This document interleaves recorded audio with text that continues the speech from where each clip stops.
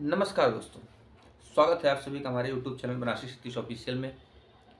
दोस्तों, आज मैं आपको अपने इतिहास की और अपने शास्त्रों से संबंधित ऐसी कहानी बताऊंगा कि सुन करके आप भी सोच में पड़ जाएंगे। क्या यही सत्य है? लेकिन हाँ, मैं जो बताऊंगा वही सत्य है। और आज आपको मैं बताने जा रहा हूँ, यदि आप जानते होंगे कि घर में किसी भी प्रकार की पूजा पाठ करना हो या घर का पूजा करना हो या कोई भी व्रत कथा करनी हो या कुछ भी करना हो, सर्वप्रथम पूजा गणेश जी की जाती है।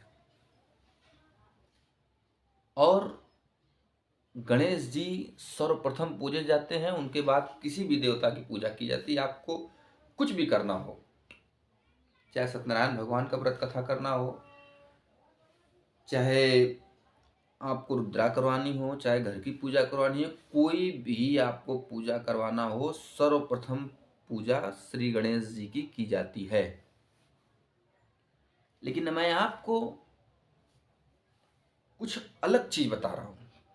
आप लोग जानते हैं कि गणेश जी का वाहन क्या है? सवारी गणेश जी किस पर सवारी करते हैं? दुर्गा माँ का शेर है, शीतला माई का गधा है, तो किसी का मोर है, किसी कोई, लेकिन गणेश जी की सवारी चूहा है, जैसा कि आप लोग जानते हैं। दोस्तों, मैं बता दूं, यह जो चूहा है कि गणेश जी का सवारी मूस चूहा क्यों बना?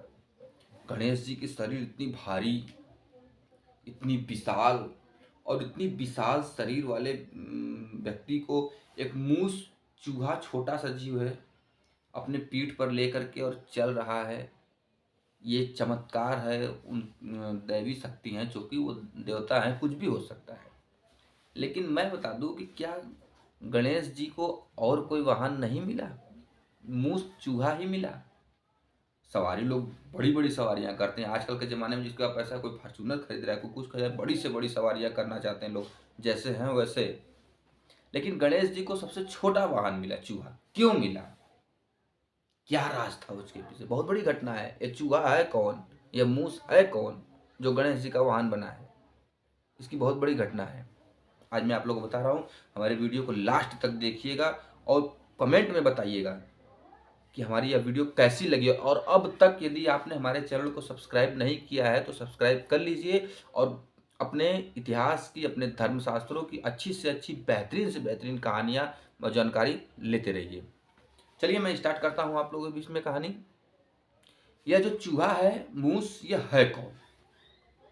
यह मुस्कासुर नाम का राक्षस है। ये जो चूहा है मूस, यह मुस्कासुर नाम का राक्षस है। ये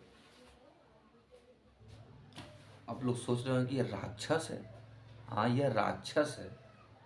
मुस्कासुर नाम का राक्षस। मैं देखा हूँ बनारस में गणेश जी का जो मंदिर है, वहाँ पर चूहे की बड़ी सी मूर्ति बनी है। चूहे के कान में भी लोग बोलते हैं, अपने दुख सुख को बोलते हैं। यह मुस्कासुर राक्षस है। मुस्कासुर राक्षस चला बचपन में गणेश जी को मारने, मैं शिवपुत्र गणेश की हत्या करूंगा। और देवताओं के दैत्य गुरु शुक्राचार्य के पास गया। शुक्राचार्य से पूछा कि मैं शिवपुत्र गणेश का वध करना चाहता हूं, क्योंकि ये असुरों का विनाशक है, तो जब तक ये बचपन में है इसे मार दूं। दैत्य गुरु शुक्राचार्य ने कहा कि तुमको शिवपुत्र गजानन को मारने के लिए पहले अमरत्व पाना होगा, अमर होना पड़ेगा।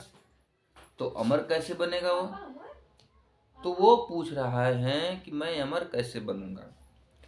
तो दैत्य गुरु शुक्राचार्य बताते हैं कि जंगल में माता पार्वती का मंदिर है, और वहीं पर सुहासिनी नाम की एक सुंदर कन्या माता पार्वती का व्रत कर रही है, तपस्या कर रही है। और उसके दिल में क्या है, वो मांगेगी क्या? वह यही मांगेगी कि मैं आजीवन सुहागन रहूं, और उसको मिलेगा वरदान, और तुम उससे कर लेना शादी। उसके बाद तुम शिवपुत्र गणेश को मार सकते हो, क्योंकि अपने वरदान की रक्षा माता पार्वती स्वयं करेंगी। मुस्कासुर राक्षस जंगल में गया, मंदिर के पास पहुंचा और बड़ी सुंदर कन्या थी, बहुत सुंदर, और बैठ करके माता पार्वती की तपस्या कर रही हैं। और वो देखा, इंतजार कर रहा है। अखंड तपस्या से माता पार्वती प्रसन्न हुई और प्रकट हुई। उस सुहासिनी लड़की से पूछती हैं कि बोलो क्या चाहिए। उसने कहा, माता मैं आजीवन सुहागन रहना चाहती हूँ, मेरी शादी जिससे हो ऐसे व्यक्ति से हो कि मैं आजीवन सुहागन रहूं, मेरा सुहाग कभी न लूटे। माता पार्वती ने यौम तथास्तु तो बोला, लेकिन उसके साथ एक लेकिन भी लगा दिया। माता पार्वती ने उसको हाथ ऐसे करने के लिए बोला और उसी में फूल रख दी। बोली, ये फूल तुम यहाँ से फेंको, यह फूल जिसके ऊपर गिरेगा, यह फूल, और कहती हैं कि यह फूल फेंकना और जिसके ऊपर गिरेगा उसी से तुम्हारी शादी होगी। मुस्कासुर प्रसन्न, मुस्कासुर राक्षस तुरंत चूहे का भेष बना करके, और जैसे ही वह फूल फेंकती है वैसे ही आकर के वहीं पर खड़ा हो गया और फूल आकर के उसी मुस्कासुर नामक राक्षस जो चूहे का रूप, मूस का रूप बनाया हुआ था, उसी के ऊपर गिर गया। अवाक रह गई वह लड़की, गिरी पाप, अब यह क्या हो गया। लेकिन चलो, माँ ने जो कहा है वही होगा। उसने उसको धारण किया, स्वीकार किया सहर्षों। मुस्कासुर अपने रूप में आ गया, असुर रूप में, और उस लड़की ने कहा कि अब आप मेरे पति बन गए, ऐसा माता पार्वती का आदेश है। मुस्कासुर कहा चलो ठीक है, ले आया अपने महल में। और अब तो मुस्कासुर जान चुका था कि अब मेरा कोई कुछ नहीं कर सकता है। वह चला बालक गजानन को मारने के लिए। बालक गजानन को मारने के लिए चला। वह, उसकी पत्नी मना करती है, लेकिन वो नहीं माना, क्योंकि उसके मन में तो यही था, इसीलिए तो उसने ये सब कुछ किया था।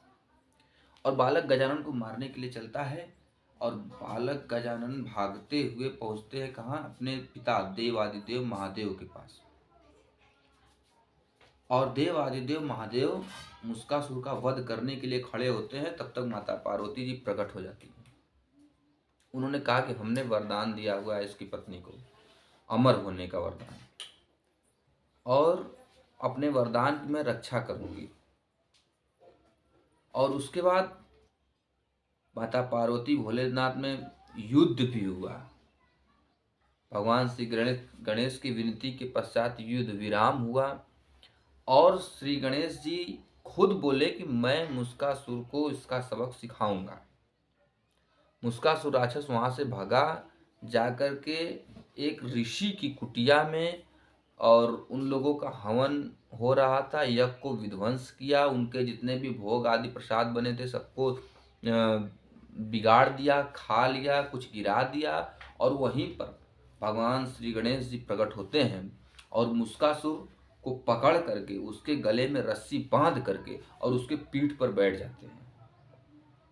और भगवान श्री गणेश का वजन पा करके मुस्कासुर विचलित होने लगा, मुझे छोड़ दो, मुझे छोड़ दो। भगवान श्री गणेश ने कहा, नहीं, अब मैं तुम्हें नहीं छोड़ूंगा, और तुम्हें आजीवन इसी रूप में मेरा वाहन बनकर रहना होगा, मैं तुम पर ही सवारी करूंगा। गणेश जी के प्रभाव की वजह से मुस्कासुर एकदम विचलित हो गया। गणेश जी बोले कि अब मैं तुम्हारा वध कर दूंगा। और उसी समय उसकी पत्नी आती है भगवान श्री हरि गणेश के पास, श्री हरि विष्णु के पास, उनको भी लाती है। माता पार्वती जी प्रकट होती हैं। उन्होंने कहा मुस्कासुर से कि अब तुम्हारा जीवन इसी में बचेगा कि तुम आजीवन मूस के रूप में, चूहे के रूप में गजानन का वाहन बनो। तब से लेकर आज तक मित्रों वही मुस्कासुर राक्षस मूस के रूप में भगवान श्री गणेश का वाहन बना हुआ है। और भगवान श्री गणेश ने उसी मुस्कासुर राक्षस नामक मूस के ऊपर सवारी की और उसको अपने बस में किया और उसका तार किया, उसका उद्धार किया। दोस्तों, आज की कहानी हमने आपको बताई कि भगवान श्री गणेश का सवारी चूहा क्यों है, और ये चूहा है कौन। तो ये चूहा मुस्कासुर नामक राक्षस है। जिसे भगवान श्री गणेश ने अपने वश में कर करके इसका उद्धार किया, इसको अपना वाहन बनाया मूस के रूप में, तब यह भगवान श्री गणेश का वजन संभाल पाया। तो चलिए आज की वीडियो में बस इतना ही। मिलूंगा आप लोगों से अपने अगले वीडियो में एक नई कहानी, अपने शास्त्र की, अपने वेद पुराण की एक नई कहानी, नई खोज के साथ। मैं हर दिन आप लोगों को एक नई नई खोज और नई नई कहानियां बताता हूं। यदि आप लोगों ने मेरे चैनल को सब्सक्राइब नहीं किया तो प्लीज़ सब्सक्राइब कर लीजिए। कमेंट करके ज़रूर बताइएगा हमारी ये वीडियो, हमारी ये कहानी, हमारी नई खोज कैसी लगी आप लोग को। आप लोग से विदा लेते हैं, तब तक के लिए नमस्कार। जय हिंद, जय भारत।